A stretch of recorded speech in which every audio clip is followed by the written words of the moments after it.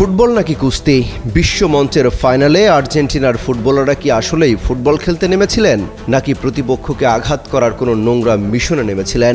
স্পেনের নান্দনিক ফুটবলের সামনে যখন জাদুকরী ছন্দ হারিয়ে গেল, তখন আলবি সেলেস্তেরা বেছে নিল এক চরম বিতর্কিত এবং কুৎসিত পথ। 25টি ফাউল, 6টি হলুদ কার্ড এবং একটি লাল কার্ড। বিশ্ব চ্যাম্পিয়নদের এমন লজ্জাজনক ও ধ্বংসাত্মক পারফরমেন্স এর আগে দেখেনি ফুটবল বিশ্ব। মাঠের শুরু থেকেই বোঝা যাচ্ছিল স্পেনের গতি আর পাসিংয়ের সামনে আর্জেন্টিনা সম্পূর্ণ দিশেহারা। স্প্যানিশ উইঙ্গারদের পা থেকে বল কাটতে না পেরে একের পর এক হিংস্র ফাউল করতে শুরু করে স্কালোনির শীর্ষরা। মিনিস্টার বিশ্বকাপে দেশ কাঁপানো অফার। বিশ্বকাপের উন্মাদনা উপভোগ করুন মিনিস্টার টিভিতে। 55 ইঞ্চি অ্যান্ড্রয়েড টিভি মাত্র 55,000 টাকায়, সাথে জার্সি ফ্রি। পুরো ম্যাচ জুড়ে তারা রেকর্ড 25টি ফাউল করেছে। লিজান্ডো মার্টিনেজ থেকে শুরু করে রদ্রিগো দি পল বল পায়ে জাদুকরী স্কিল দেখানোর চেয়ে স্পেনের ফুটবলারদের পা ভেঙে দেওয়ার প্রবণতাই যেন বেশি ছিল আলবি সেলেস্তেদের ডিফেন্সে। সুন্দর ফুটবলের এই চরম অবমাননা বিশ্বজুড়ে কোটি কোটি ফুটবল প্রেমীকে হতাশ করেছে। আর্জেন্টিনার এই নোংরা কৌশলের শাস্তি দিতে রেফারিও কোনো কার্পণ্য করেননি। একের পর এক মোট 6টি হলুদ কার্ড দেখতে হয়েছে আর্জেন্টিনাকে।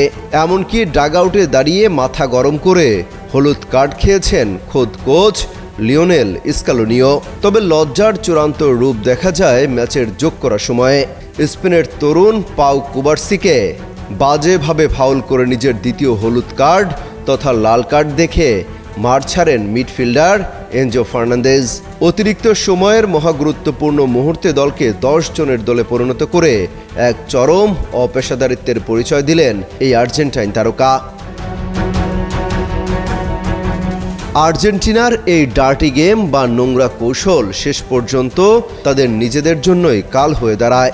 10 জনের দল নিয়ে স্পেনের সাঁড়াশি আক্রমণ সামলাতে গিয়ে অতিরিক্ত সময়ে আর টিকতে পারেনি তারা। ফেররান তোরেসের সেই জাদুকরী গোল যেন আর্জেন্টিনার অহংকার আর হিংস্র ফুটবলের জালে শেষ পেরেকটি পুঁতে দেয়। পুরো 120 মিনিটে আর্জেন্টিনা গোলমুখে মাত্র 2টি শট নিতে পেরেছে। আক্রমণ করার চেয়ে প্রতিপক্ষকে ফাউল করার পেছনে যারা বেশি শক্তি খরচ করে তাদের ভাগ্যে শিরোপা নয়, বরং এমন কলঙ্কজনক পরাজয় জোটে। এমনকি পরাজয়ের পরও মাঠে বিবাদে জড়ায় আর্জেন্টিনা। গলা ধাক্কা দিয়ে ফেলে দেয়া হয় স্পেন তারকা ফুটবলারকে।